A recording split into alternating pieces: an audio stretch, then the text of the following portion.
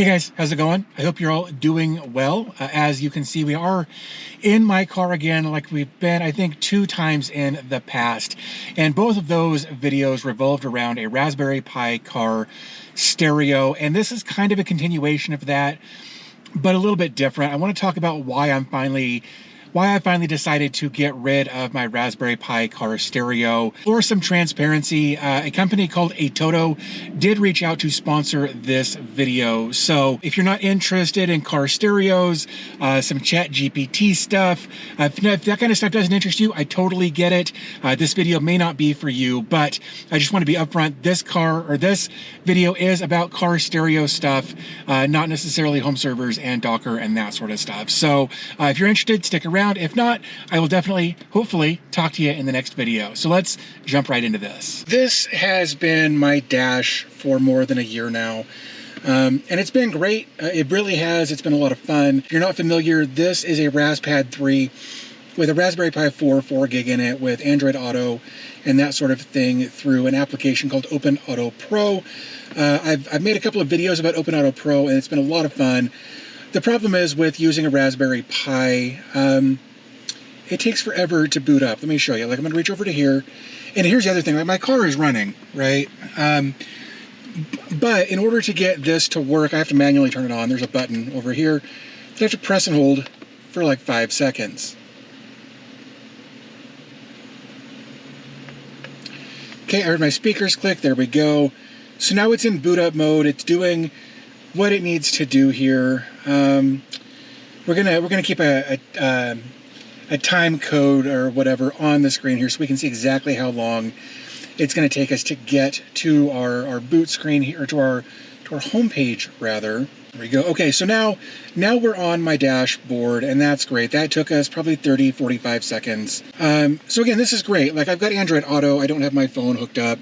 I always do it via the wired interface, just because I get better audio quality that way. And I can do all kinds of stuff in here. I've got an equalizer, so I can go in and I can adjust my sound, and I can come into here. I actually really like this. I've got an OBD scanner plugged into my dashboard, and I can just come into here. There we go. So now we can see all of that information as far as what's going on my dash. Again, the problem with this setup, besides it being enormous, which I don't necessarily mind, other than the really like the 1-inch bezels all the way around, are a bit much in my opinion. I've got all kinds of like custom wiring poking out the sides here. I've got like this for my USB, and I've got this for my Bluetooth, and I've got this for the power, and this is all kind of jankily tucked into my dash doing its thing. But now I have a different solution. But first, just a quick interjection. Okay, and this is the new ATOTO system that I've got installed in my car. I want to just take a quick demonstration of how fast this boots up. Then we're going to take a step back and talk about what's in the box and the installation process. So car is off. Car is on. And there we go. We're just that quickly onto my dashboard, and notice that I didn't have to do anything. I didn't have to press any buttons. I started my car, and within about 2 seconds, we're on my dashboard, ready to play music and get on the road. Okay, this is the box for the ATOTO S8. This is the MS, specifically the S8 G209 4MS, 4 gig, 32 gig. That's 4 gigs of RAM, 32 gigs of onboard storage. I'm gonna go ahead and pop this open so we can take a look inside. So this was actually on a wiring harness that was in there that I just wanted to see kind of what all of that was going on. We've got a bunch of, we get a screen protector, which I super appreciate. Love having that. Several different books for how to use it, how to install it, their warranty. Sorry, I lied. And then just some more installation stuff. All of your information you need to install this right here. Next, let's take a look at the accessories in this box. There are a bunch. So right here at the top anyway, this is for your GPS. So it does have the built-in GPS solution in it. Right there, GPS antenna. That's what's going on there. We've got 2 of these. Where's the other one? There it is. These are just USB ports. So that you can attach other devices for storage, phones, cameras, I think. Whatever you need USB for, you got a couple of those in there. This this says RCN. This is going to be for a rear camera. And I do have a rear camera. We're going to talk about that in a minute, but that is how we'll hook that up. This is Bluetooth antenna, Wi-Fi antenna, and then parking brake if your car supports this wire. If not, no worries. It actually says in the instructions. If your harness doesn't have that, don't worry about it. This harness right here, this is for a 4G SIM slot, so you can have data in your car. Subwoofer out, video input, amplifier on and off. So if you've got an amp like I do, you'll attach this to that so it will turn the amp on remotely. And then front camera in is the yellow. We've got right channel in for audio and left channel in for audio. And then we've got an external microphone for 3.5 inch, which is what this is. This will just plug directly into that so that you can use your voice to make phone calls, commands, things like that. All of that is done with those two connections there. 4G antenna, if you want to go that route, this is the antenna that you'll use for that. I've got the actual install hardware to mount into your dash. We can see that this is a double DIN setup. So this is basically 2 stereo units high, double DIN. That's what that basically means. And then we've got this wiring harness right here. Most of this is fairly straightforward as far as most of these are going to be, you know, like right rear positive, right rear negative, left rear positive, left rear negative, those sorts of things.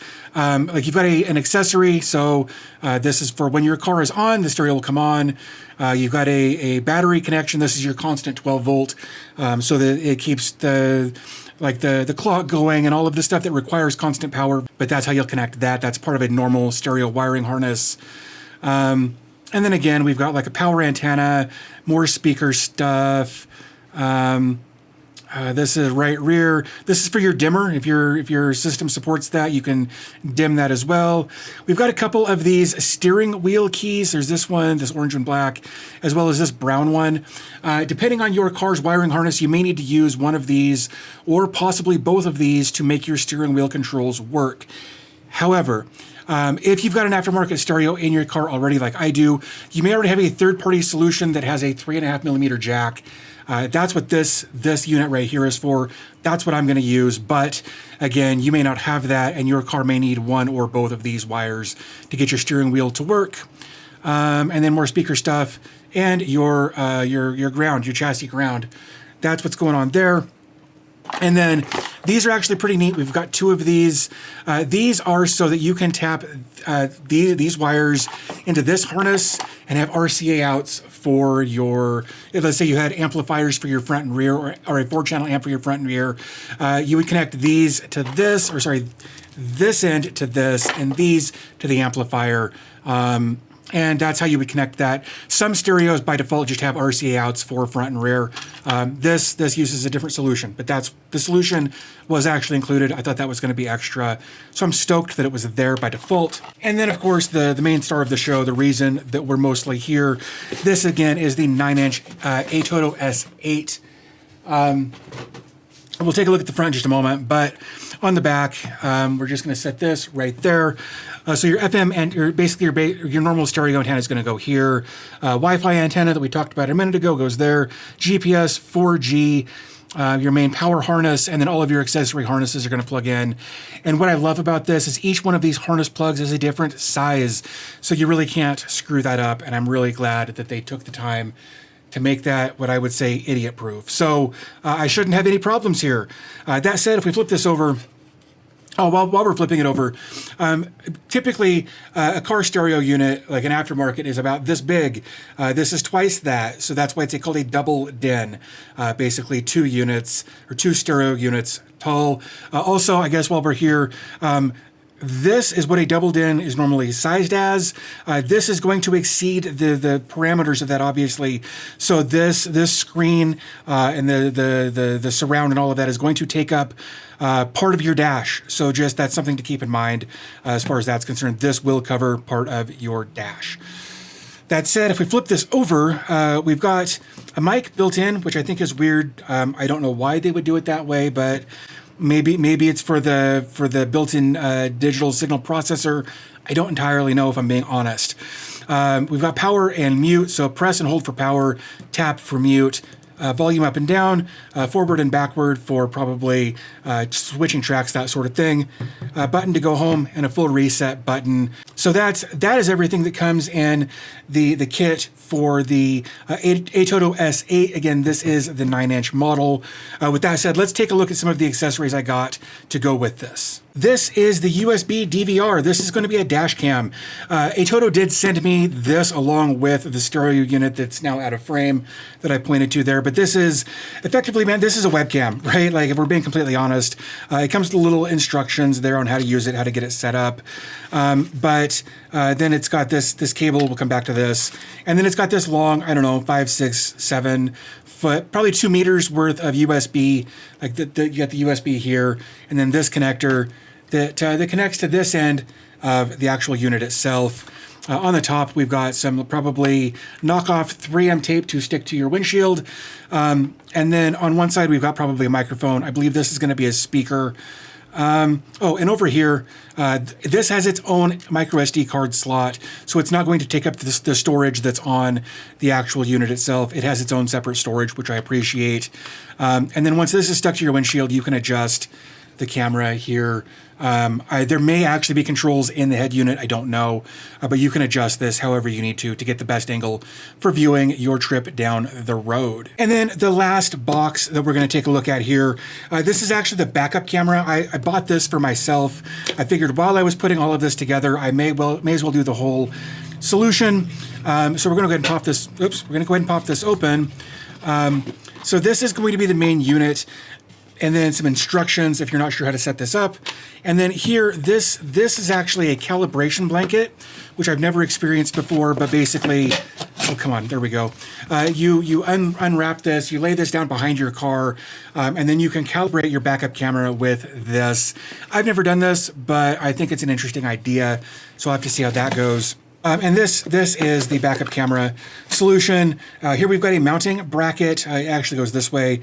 And if we look, so this bracket is meant to go behind your license plate, and then this bracket comes up and over your license plate, and then the little mount here clips onto here somehow. I haven't got that far yet. But this will basically poke right above your license plate, poking out the back. We've got one for power. We've got one for video to transmit up to the front.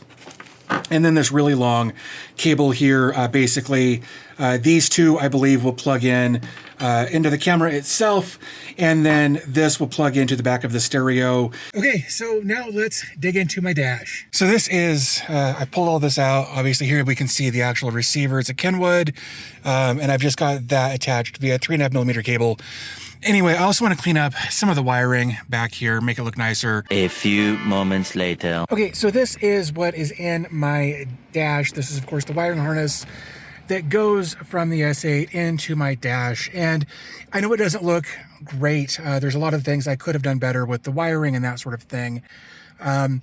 But that's not why we're here. So basically, like this section, right here, all of this has been standardized. Back in my day, as an old man yelling at a cloud, I don't remember these wiring harnesses being standardized.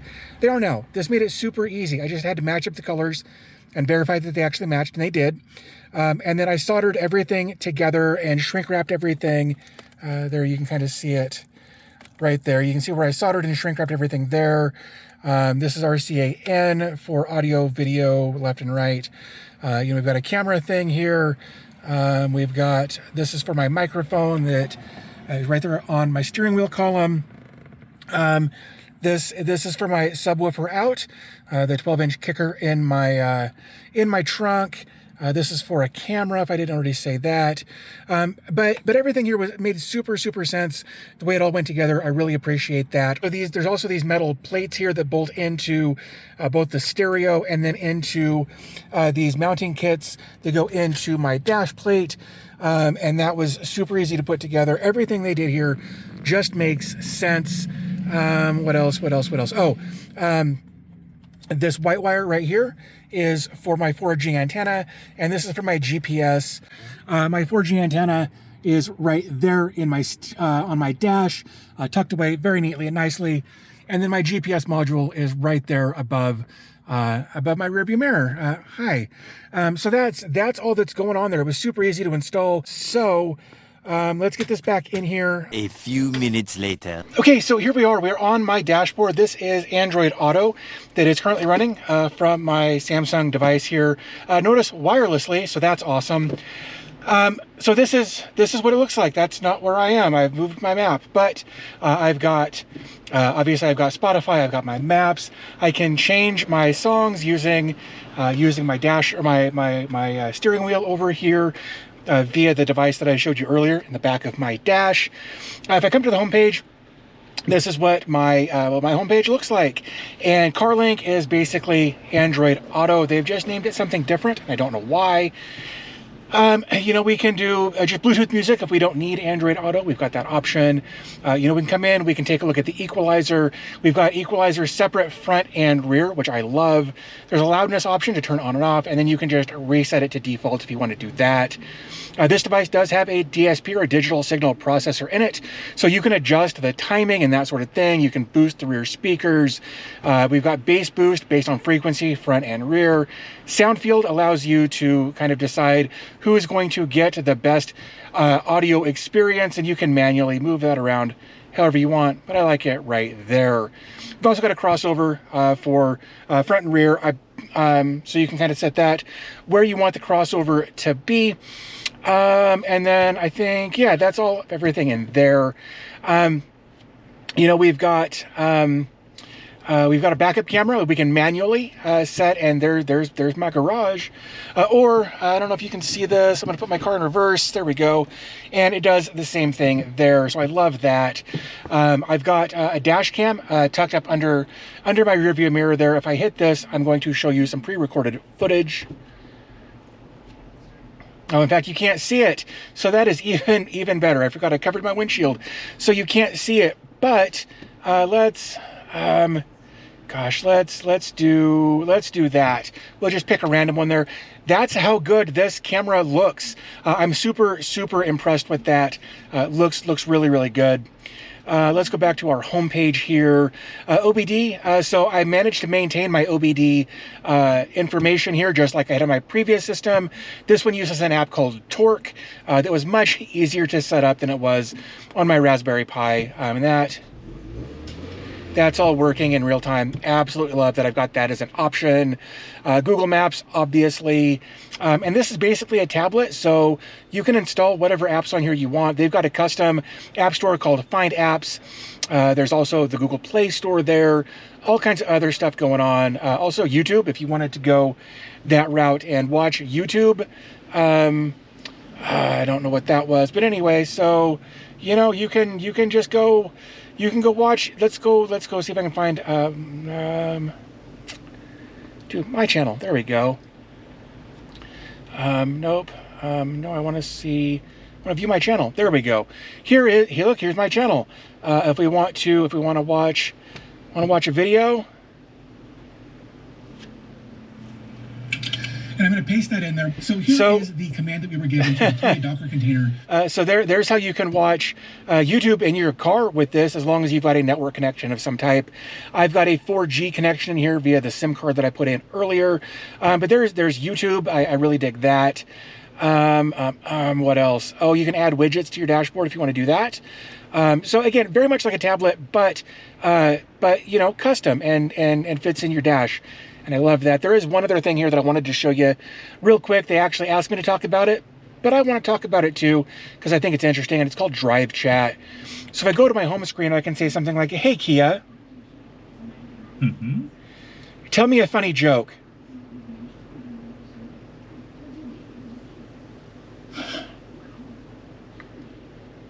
Sure, here's one for you. Why don't skeletons fight each other? They don't have the guts. So there's a joke for you. We tap out. Every time you exit the chat, it makes that sound to let you know that you've exited the chat. We can also do something like, "Hey, Kia, my engine is making a ticking noise. What might be the problem?"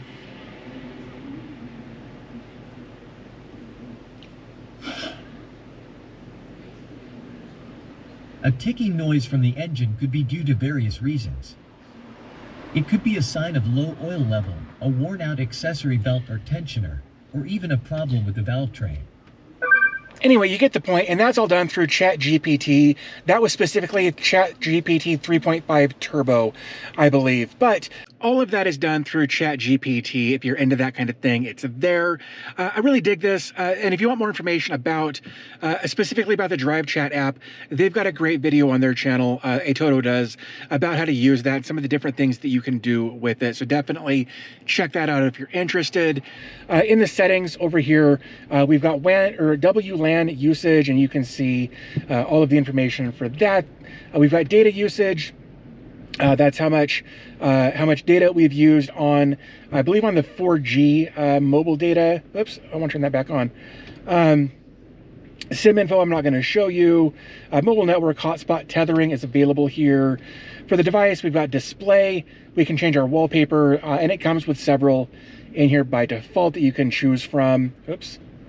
I'm gonna swipe down and back out of that. You can choose whether or not your screen blacks out. Sound, I actually like. You can turn, like by default, it's got that touch sound on. I turned it off immediately. Amplifier on and off. You can have your volume or your speed compensated volume on, off, medium, high, whatever. I've got that turned on. That does, I believe, rely on the GPS to work. General, all kind. Look, there's a lot of different stuff in here. One other thing that I brought this up a couple of times earlier in the video, and that is regarding the steering wheel controls. There's actually an app in here called SWC Setup, and here we can see all of the different buttons that I have programmed that I can use on my steering wheel to do different things.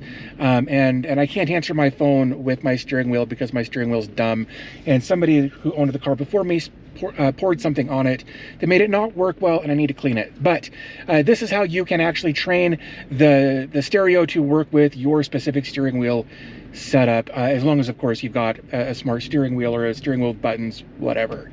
So that's it. That's basically it. You can have multiple pages, but I've just got the one because that's all I really need. But again, you can add any of these apps. You can add more apps, all kinds of great stuff. Really digging the S8 9-inch from ATOTO here. So there you go. There is the ATOTO S8 again. Hey, so big jump cut here. I was trying to wrap up this video in my car on my GoPro, and my camera overheated and shut off. So overall, I've had the stereo for about a week and a half. It's been up and running, and it's been phenomenal. I really do enjoy using it. It's got some quirky stuff like the ChatGPT that I don't know that I'll ever actually use outside of this video. But if you're into that kind of stuff and you want to have a chat with the computer, you can do that. And of course, as always, I will have links to everything in the video description. If you're just checking out this channel for the first time based on this stereo, don't subscribe. I know that's a weird thing to say, but I rarely ever cover anything like this on the channel. This was just kind of a one-off because my birthday's in a couple of weeks. And this one was kind of more for me than it was anything else. So yeah, if you enjoyed this video and you're already a subscriber, and if you're not a subscriber, whatever, give the video a thumbs up. However, don't subscribe based on this video. This isn't the kind of content I normally make. But with that said, I do want to thank you guys for hanging out and forgiving my transgressions for this piece of content. And hopefully I'll talk to you again here real soon in the next video.